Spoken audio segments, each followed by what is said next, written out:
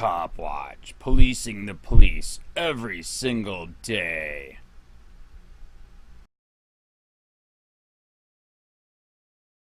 This is the future of independent media if we do nothing. Alternative and independent media is under attack and needs your help to survive. By Matt Agorist, July 9, 2018. The Free Thought Project is going offline. We are doing so for 72 hours to demonstrate the inevitable effect of social media censorship, Google organic traffic throttling, and Facebook's attack on freedom-minded independent media. The Free Thought Project is being slowly snubbed out by the establishment-friendly social media giants as well as corporate players who refuse to advertise on sites who challenge the status quo. Recently, the arbiters of truth at Snopes, the AP, and PolitiFact have joined in and ganged up on the Free Thought Project and determined that our entirely factual articles are false. As a result, our website's organic traffic is currently being throttled from all sides. This throttling coupled with Google disabling ads on controversial content is the perfect storm which is primed to take us out. We have confirmed through internal sources that Facebook has throttled our pages and we have zero recourse. This comes on the heels of a massive Facebook purge in which the social media giant unapologetically axed thousands of pages with no reason given. Independent media outlets who've spent years researching and building a following, quite literally watched their hard work get wiped from the face of the web. As if going after pages wasn't enough, Facebook is going after individual page owners as well. Last month, the co-founder of TFTP was banned from Facebook for posting a photo of ET seriously. In the meantime, however, posts calling for killing Muslims, hating different races, and stoking divide are not only allowed, but they are promoted in the algorithm. Make no mistake, under the guise of fighting fake news and hate speech, real independent media who put out facts that challenge the status quo is being bullied into silence. There is a concerted effort to keep the establishment narrative under control and we are witnessing it firsthand. Yes, Facebook is a private company and can operate however they want. However, if this attempt to silence independent media continues unchecked, the result will be an internet dominated by the likes of media giants at Fox and PUNTA.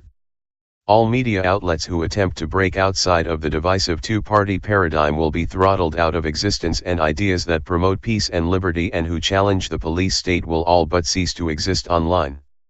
When the Free Thought Project came online in 2013, there was a void in the market for a freedom and liberty-minded media outlet who was also unafraid of reporting on the daily atrocities carried out by the police state. As a result, we quickly grew to an Alexa ranking in the top 500 websites in the country. The people had spoken and they wanted this information. Over the next several years, TFTP grew to be the largest police accountability and liberty-minded website out there. Our work has been reprinted and republished on countless websites and hundreds of millions of people have benefited from this information. But thanks to the establishment's grip on the flow of information online, that is all about to come to a grinding halt. Unfortunately, our server costs, journalists, and social media production come with a rather large price tag. With our traffic being throttled and our ads being pulled, we are no longer able to meet our financial requirements and will no longer be able to continue at our current capacity unless we find the funds to do so through sources other than ads. After years of giving out this information and asking for nothing in return, we are now compelled to ask for your help. The Free Thought Project has a subscription service that gives users access to an ad-free version of the site, swag like stickers and shirts, and more. If you'd like to show your support for keeping alternative media alive on the internet, please do so here. If you are able to give more than the $3, $5, or $10 level, please email us at contact@thefreethoughtproject.com or you can donate to us in cryptocurrency at our addresses below. Please share this article far and wide so that others may see the reality that is on the horizon if this isn't combated immediately.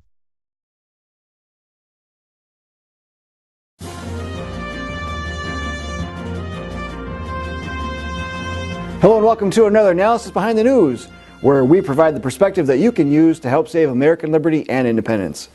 Today we have 2 action items for you, so please stay tuned. Last week, Project Veritas struck again. James O'Keefe provided evidence of what conservatives and constitutionalists have known for quite some time, that freedom of speech does not exist on any social media platform. Mr. O'Keefe specifically targeted Twitter in 2 videos, with more promised. The New American is covering this with a series of articles. And one of the writers, Mitchell Shaw, wrote, and this is a direct quote, "So what we can do on our side is actually very terrifying," he told the female undercover journalist, going on to explain, "We have full access to every single person's account. Every single direct message, deleted tweets. I can tell you who exactly logged in from where, what username and password, when they changed their password." And he also said that one reason Twitter keeps those logs is that it helps us detect a pattern of history. Now this is a gentleman, last name Haymans, and he goes on to describe the practice as very, very dangerous and very, very creepy, big brother-ish. No doubt, Mr. Shaw writes. And while many conservatives, including ostensibly President Trump, use Twitter on a daily basis, Haymans made it clear that there is no room for the conservative mindset at the company. "I'm a bleeding heart liberal," he said, adding, "I think it comes with the territory." In the internal reviews held at Twitter about banning President Trump's account, Haymans said he wasn't the only one that basically said that if we let this maniac, something along the lines of, if we let this maniac continue, we would have a hard time finding another job. While the left-leaning philosophy of Twitter is not breaking news, the degree to which the company would be more than happy to help the Department of Justice with their little investigation is chilling, especially considering that a senior engineer at the company realizes that the methods for doing that are very, very dangerous and very, very creepy, big brother-ish. Again, this is Mr. Haymans, who is a senior engineer at Twitter. Scary stuff. And in another article, Mr. Shaw wrote, "The new hidden camera video, published Thursday, features 9 current and former Twitter employees admitting to steps the social media giant is taking to censor political content that they don't like, according to Project Veritas. The video opens with a montage of damning quotes before showing the quotes in context. Far from being less damning, when seen in context, they are more so. The video, showing current and former Twitter employees admitting to the practice, focuses on something called shadow banning. Imagine if Twitter wanted to silence you. If they ban you outright, suspend or delete your account, it would be obvious. And you may take to another platform to denounce the company for censorship. But what if they simply press the digital mute button on your tweets? Your account is still active and you can still post, but no one except you will ever see it. Let that one sink in for a minute. No one except you will ever see it. That's shadow banning on Twitter. So for conservatives who use these social media tools, you're being silenced. And if you use these as your only method of influencing others without getting locally involved in a concerted action program, well, you may as well be watching TV. And if you've been paying attention, you know that this is not just happening with Twitter. Facebook has also been called out for silencing and diminishing political stances that it doesn't agree with. Last week, Digiday published an article announcing yet another major shift in users' news feeds at Facebook. And they wrote, Facebook is planning a major change to its news feed, starting as early as next week, that will decisively favor user content and effectively deprioritize publishers' content, according to 3 publishers that have been briefed by the platform ahead of the move. Those who have been briefed say that under the new test, Facebook told them it will favor content that's shared by users or otherwise actively engaged with.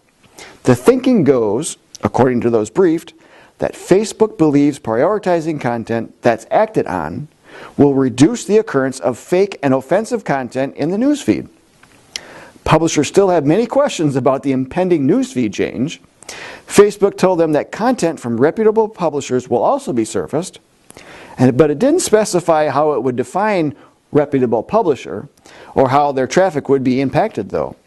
The worry for publishers is that such an approach will have the unintended consequence of hurting high quality content because a lot of legitimate news articles, while they may get read, tend not to get shared or commented on. And they go into the article a little bit further. Facebook has been taking steps in this direction for some time, making tweaks to amplify users' content while weeding out spam and clickbait.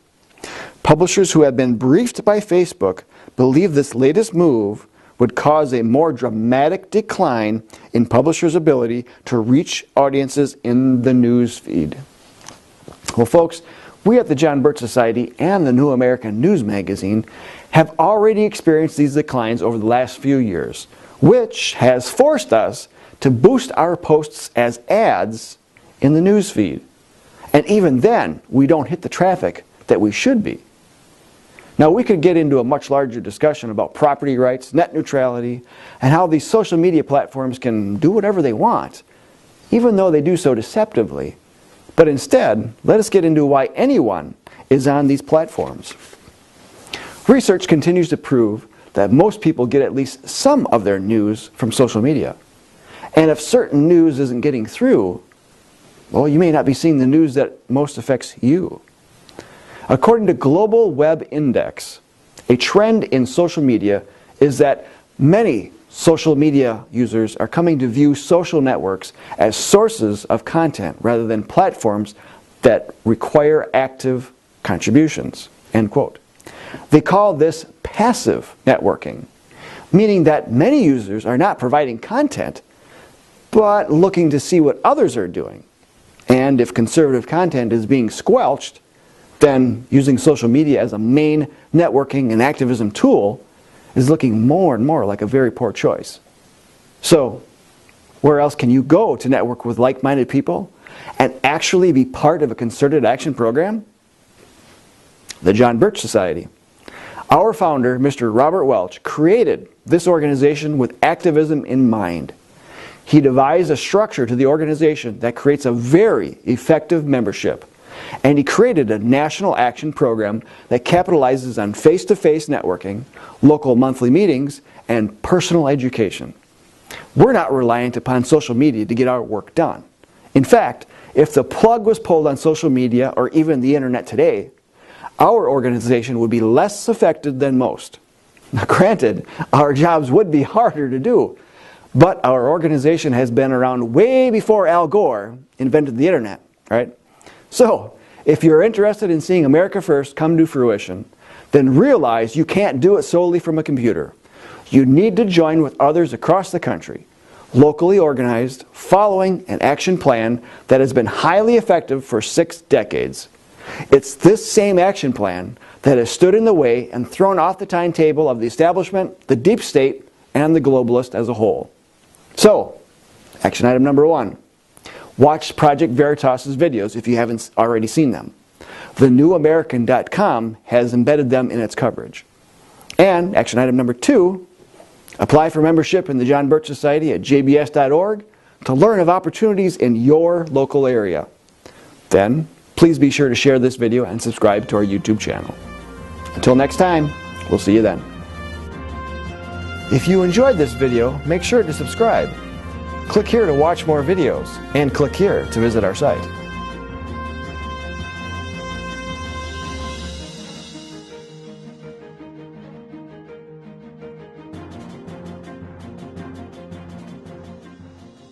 Police use who may want to retaliate against him physically. Hey Charlotte County, this is Charlotte County COPWATCH, and I just wanted you to know that I am using this stuff under fair use. And also remember to like and subscribe this channel. Also too, keep in mind I do not make any money on YouTube. This is 5 hours work a day, you know, fighting for freedom. And you can donate with PayPal and Patreon. I just want you to think about this. If everybody gives to PayPal and Patreon, Patreon is every month. Actually, PayPal you can do every month. I have 12,000 subscribers. If everybody gives, I can quit my regular job and go full-time investigations on Charlotte County and possibly even more and beyond. So just keep that in mind. If everybody helps out, I can go full-time doing this. Thanks.